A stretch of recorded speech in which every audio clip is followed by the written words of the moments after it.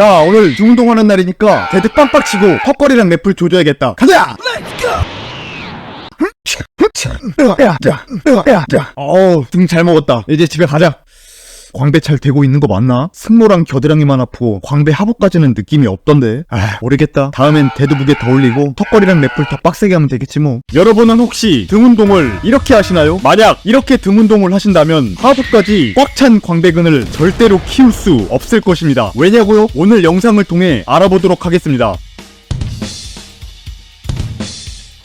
첫 번째 실수는 데드리프트를 등 운동에 넣는다는 것입니다. 여러분은 데드리프트가 정확히 어디 운동인지 바로 얘기하실 수 있으신가요? 전신이다, 등이다, 하체다와 같이 다양한 의견들이 존재하는데요. 오늘 이 영상을 보시면 남들에게 데드리프트에 대해 정확하게 설명하실 수 있을 겁니다. 데드리프트는 정확히 둔근과 햄스트링을 주동근으로 쓰는 하체 운동입니다. 그 이유는 근육의 움직임을 보면 알 수 있는데요. 데드리프트는 바닥에 놓여있는 바벨을 손으로 잡은 상태에서 고관절을 펴는 동작의 힘으로 바벨을 들어 올리는 것입니다. 동작을 보시면 아시겠지만 광배의 개입보다는 고관절을 펴기 위한 둔근과 햄스트링의 수축과 이완이 발생할 뿐 광배근에는 바벨을 버티는 힘인 등척성 수축밖에 발생하지 않습니다. 바로 여기서 의문이 발생합니다. 한 부위를 키우기 위해서는 그 부위에 보디빌딩식의 수축 이완을 죽어라 해줘도 모자랄 판에 다른 부위에는 등척성 수축 운동을 하지도 않으면서 왜 굳이 광배에만 데드리프트를 통한 등척성 수축을 해주려고 하는 것일까요? 심지어 광배근은 등척성 수축과 같이 버티는 힘인 지근의 비율이 높은 것도 아닌 속근의 비율이 높은데도 말이죠. 물론 루마니안 데드와 같이 무게중심을 앞으로 주어 광배근을 더 늘린 후 팔꿈치를 로우하듯이 살짝 당기는 동작에 세부적인 컨트롤을 하게 되면 광배근에 개입을 올릴 수 있기는 하지만 무게중심이 앞으로 이동하는 것이 정석적인 데드에 비해서 하체로 지지하던 힘이 상체 쪽으로 부하가 쏠리기 때문에 허리 부상의 리스크가 더욱 커져 위험성이 크고 고급 스킬이기 때문에 따라하기도 힘들다는 것입니다. 게다가 한 부분만 집중해도 그날의 컨디션에 따라 운동이 잘 안되는 경우도 있는데 굳이 하체의 개입을 발생시키는 데드 동작을 하면서까지 광배에 자극을 줄 필요성이 있을까요? 달리기가 다리와 전신 근육을 모두 사용한다고 하지만 백날 달리기를 해도 다리와 전신의 근육이 커지지는 않는 것처럼 데드리프트가 최고의 전신 운동이라고 하지만 수축과 이완이 없이 버티는 동작만 취해주는 전신 근육의 사이즈가 정말 커질 수 있을까요? 이는 올림피아 클래식 피지크를 4회 우승한 크리스 범스테드의 등운동 영상들을 참고하시면 여러분들께 큰 도움이 되실 것입니다. 시범은 데드리프트를 아주 빡세게 미친듯이 합니다. 네, 등이 아닌 햄스트링 운동을 할 때 말이죠. 시범은 데드의 변형 동작 중에서 등에 최고의 효율을 낼 수 있다는 렉풀을 5년 전까지만 해도 등 운동하는 날에 자주 했었지만 몇 년 전부터는 데드 자체를 등에서 빼서 햄스트링 데이 때 폭발적으로 해주는 모습을 확인할 수 있었는데요. 데드를 뺀 자리에 온전히 등 상부와 광배를 집중할 수 있는 종목을 추가해 주어 데드로 인한 신경계와 전완근, 하체 스트레스를 낮춰 운동 전체의 볼륨감을 높여주게 된 것이 클래식 피지크에서 가장 중요한 부위인 등 근육을 한층 더 성장하게 만들어 주어 결과적으로 올림피아 4회 우승을 하게 될 수 있던 결정적인 계기가 되지 않았나 싶습니다. 종합해보자면 여러분들께서도 햄스트링과 둔근이 주동근으로 사용되고 광배에는 등척성 수축만 작용하게 되는 데드리프트를 하체 운동하는 날에 진행해주시고 데드가 빠진 자리에는 다른 등 운동들을 추가해주셔서 데드에 대한 스트레스를 낮춰 다른 종목들의 볼륨감을 더욱 높여주시면 되겠습니다.